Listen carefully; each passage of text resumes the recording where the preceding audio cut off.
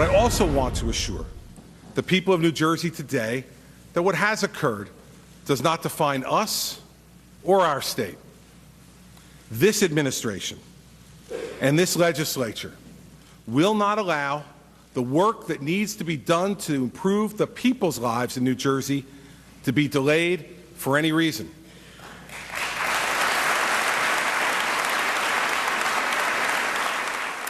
He's moving on, but our voters. Welcome, everybody. I'm Neil Cavuto, and Fox on top of the country's most famous governor changing lanes, or trying to, in what has already been called a do-or-die state of the state. To Bob Cusack on whether Christie could steer clear of any more political traffic. What do you think, Bob? Well, Neil, when this scandal came out, a lot of people were saying that Christie could be done. His 2016 presidential hopeful chances were shot. You know, I don't think so. There's so much time between now and then, and there's been no proof that he knew about this. Does he take a hit with this? Of course he does. I thought today, though, he looked confident. He addressed the issue right off the bat. He got a rousing applause from Republicans and Democrats. And I think he's trying to move on. This is going to go on for a while. He said he would cooperate with all the appropriate probes.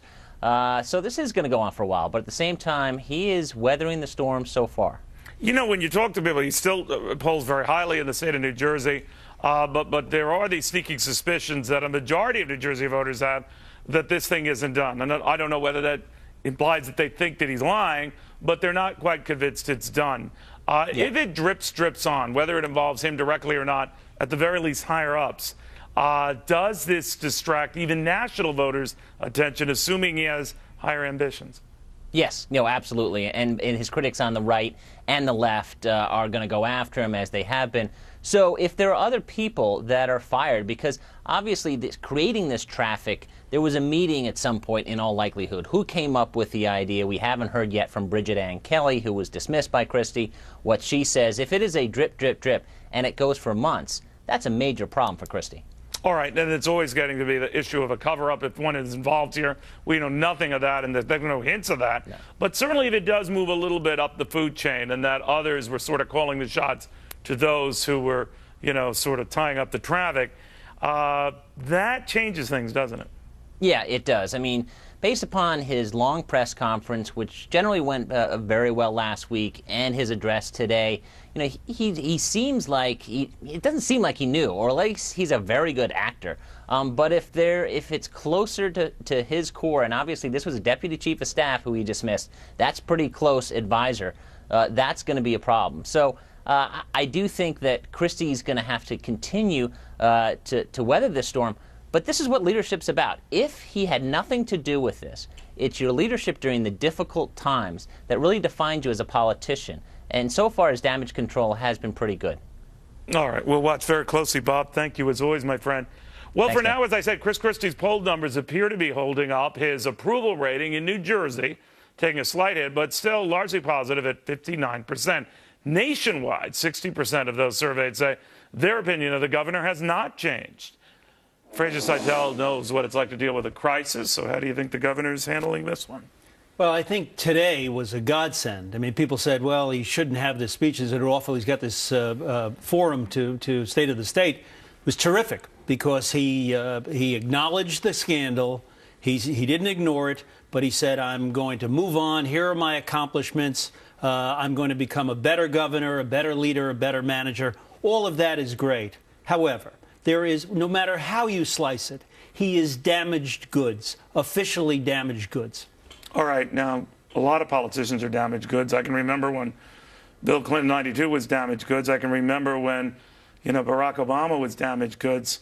Damaged goods have a way of making good. Except in this case, I think the problem, he's either lying or incompetent. Why incompetent? This scandal was headline news in the New York Times 6 months ago. You're a manager. You surround yourself with people who you hope will tell the truth. What I do when I come in, they pay me to tell the truth.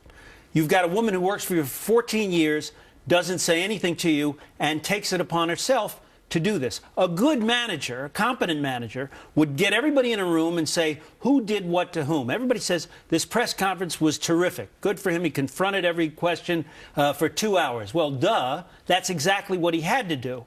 The question, the most telling question at the press conference was, what did you say to Bridget Kelly, this 14-year employee, when you fired her? Answer, I never talked to her after I read her email. That's incompetence. In other words, even now, the question, who did what, why did they do it, what did they say, what was in the correspondence, he still doesn't know the facts. That, to me, is gross incompetence. Would you apply the same to the president, who didn't know a lot about what's going on at the IRS or what was going on at the Justice Department? Absolutely. And here's the point that I would make. And by the way, I voted for this guy twice.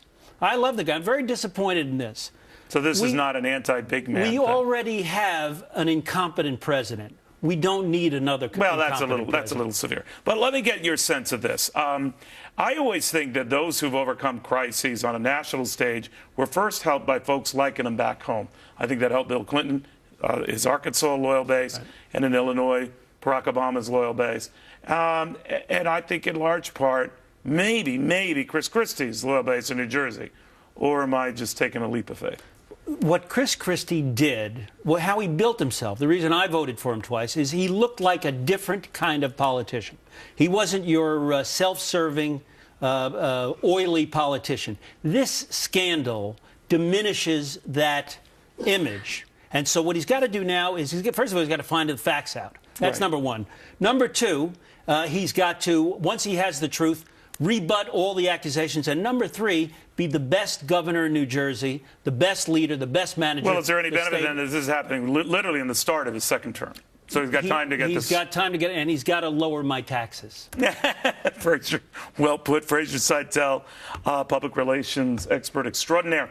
All right, now.